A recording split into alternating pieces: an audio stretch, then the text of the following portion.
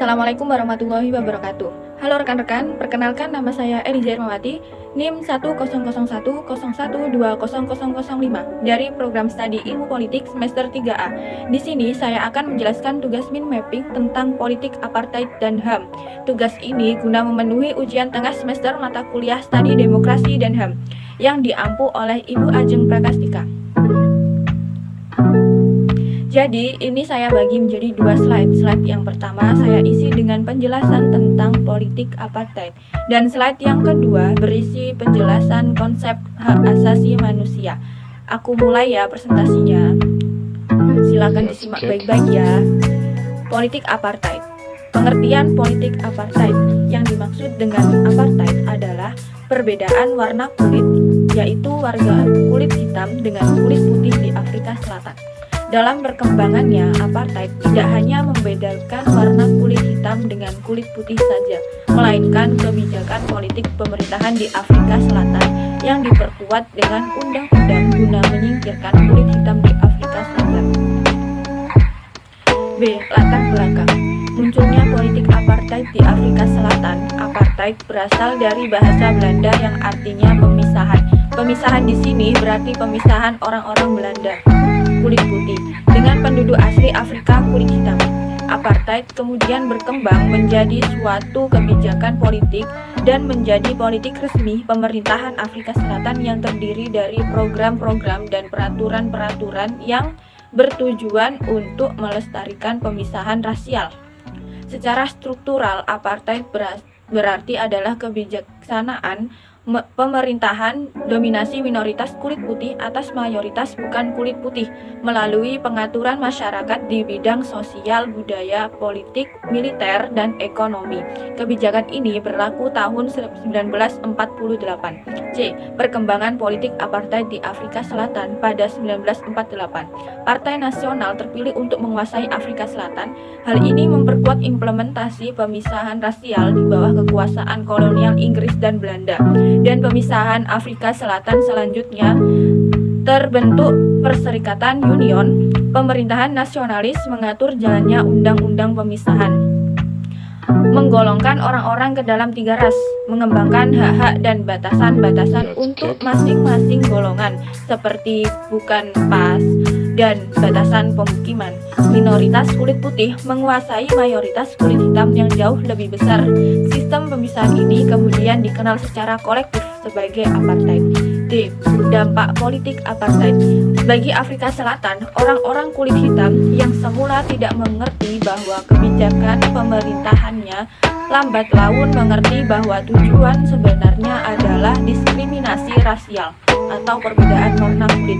Oleh karena itu, mereka bangkit mengadakan perlawanan. Tetapi pemerintahan Peter Booth dengan kejam menumpas setiap perlawanan yang terjadi. Banyak tokoh-tokoh kulit hitam yang dijebloskan ke dalam penjara, seperti tokoh karismatik Nelson Mandela yang terpaksa mendekam dalam penjara selama 27 tahun. Politik apartheid dirancang oleh Hendrik Verwoerd. Apartheid menurut bahasa resmi Afrika Selatan adalah apartheid ongoing, artinya perkembangan yang terpisah. E. Berakhirnya politik apartheid. Di Afrika Selatan, pemisahan suku di Afrika Selatan mendapat tanggapan dari dunia internasional. Di Afrika Selatan sering menjadi pemberontakan untuk menghapus pemerintahan apartheid. Gerakan yang terkenal dilakukan oleh rakyat kulit hitam di Afrika Selatan dipelopori oleh African National Congress (ANC) di bawah pimpinan Nelson Mandela. Pada pemerintahan Frederick Willem de Klerk, Nelson dipimpin aksi rakyat Afrika Selatan untuk tinggal di rumah. Aksi tersebut mendapat tanggapan oleh pemerintah dengan menjebloskan Nelson ke penjara, tetapi kemudian ia dibebaskan. Pembebasan ini membawa dampak positif terhadap perjuangan rakyat Afrika Selatan. Maka untuk pertama kali kalinya pada tanggal 2 Mei 1990, pemerintah Afrika Selatan mengadakan perundingan dengan ANC untuk membentuk Undang-Undang Non-Rasial. Pada tanggal 3 Juni 1990, de Klerk menghapus Undang-Undang Darurat Negara yang berlaku hampir di setiap bagian Afrika Selatan. Kesimpulan dari apartheid berasal dari bahasa Belanda yang artinya pemisahan. Di sini berarti pemisahan orang-orang Belanda kulit putih dengan menduduki asli Afrika kulit hitam. Apartheid kemudian berkembang menjadi suatu kebijakan politik dan menjadi politik resmi pemerintahan Afrika Selatan yang terdiri dari program-program dan peraturan-peraturan yang bertujuan untuk melestarikan permohonan rasial. Pemerintahan nasionalis mengatur jalannya undang-undang pemisahan, menggolongkan orang-orang ke dalam 3 ras, mengembangkan hak-hak dan batasan-batasan untuk masing-masing golongan, seperti hukum pas dan batasan pemukiman minoritas kulit putih menguasai mayoritas kulit hitam lebih besar. Dan yang kedua, membahas tentang konsep hak asasi manusia. Sejarah hak asasi manusia.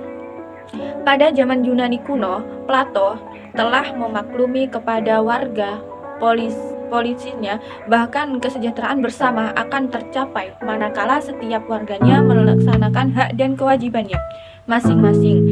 Dalam sejarah umat manusia tercatat perjuangan manusia untuk menuntut apa yang dianggap menjadi haknya. Perjuangan itu tak jarang disertai dengan pengorbanan jiwa dan raga. Usaha memperjuangkan hak itu disertai pula dengan usaha merumuskan dalam bentuk naskah. Prinsip hak asasi manusia: 1. Kesetaraan, 2. Tidak diskriminatif, 3. Universal, 4. Martabat manusia, 5. Inalienability, tidak dapat direnggut, 6. Responsibility atau bertanggung jawab, 7. Individualism, tidak dapat dipisahkan, dan saling ketergantungan. Prinsip HAM: 1. Universal, yang artinya dimiliki oleh setiap manusia tanpa terkecuali. Yang kedua, bersifat hakiki. Maksudnya, setiap manusia memiliki hak asasi manusia sejak lahir. 3. Bersifat utuh, yang artinya tidak dapat dibagi-bagi oleh semua orang, berhak mendapatkan hak secara utuh tanpa dibagi-bagi, misalnya seperti hak politik, hak ekonomi, hak sosial, hak budaya, dan sebagainya. 4. Bersifat tetap. Ciri-ciri HAM berikutnya adalah bersifat tetap. Artinya, hak asasi manusia tidak dapat dicabut oleh pihak-pihak manapun. Tiap manusia memiliki hak asasi sejak lahir sampai ia meninggal dunia, tanpa dapat dihilangkan, dicabut. 5. Bersifat kodrati. Hak asasi manusia bersifat kodrati, yang berarti merupakan pemberian dari Tuhan Yang Maha Esa. Tiap manusia yang lahir otomatis memiliki hak asasi manusia sebagai anugerah dari Tuhan, sebagaimana kodrat manusia sebagai makhluk Tuhan. Kemudian perkembangan hak asasi manusia di Indonesia. Sebelum kemerdekaan 1908 sampai 1945, lahirnya BUT adalah kesadaran berserikat dan mengeluarkan pendapat. 2. Pasca kemerdekaan 1945 sampai sekarang. Periode 1945 sampai 1950 adalah hak yang merdeka bersifat hak menyampaikan pendapat. Periode 1950, periode ini demokrasi parlementer. 21. Kebebasan pers. Yang ketiga, adanya pemerintahan, adanya parlemen, adanya kekuasaan yang memberi ruang kebebasan. Periode 1858 sampai 1956. Demokrasi terpimpin di mana banyak terjadi sikap restriktif atau pembatasan yang ketat oleh kekuasaan terhadap hak sipil dan hak politik. Periode 1966 sampai sekarang adalah sejarah perkembangan HAM di dunia. 1215 Magna Carta, masa raja tidak boleh mengaduk pajak kalau tidak dengan izin. The Court Crowns, orang tidak boleh ditangkap, dipenjara, disiksa atau disita haknya tanpa cukup alasan menurut hukum negara. 1629 petisi dari pemerintahan Charles di Inggris, pajak dan hak-hak istimewa harus dengan izin parlemen. Tentara tidak boleh diberi penginapan di rumah penduduk. Dalam keadaan damai, tentara tidak boleh menjalankan hukum perang dan tidak boleh ditangkap tanpa tuduhan yang sah. Sekian dan apabila ada kesalahan atau kekurangan, mohon dimaafkan. Billahi fisabilillah.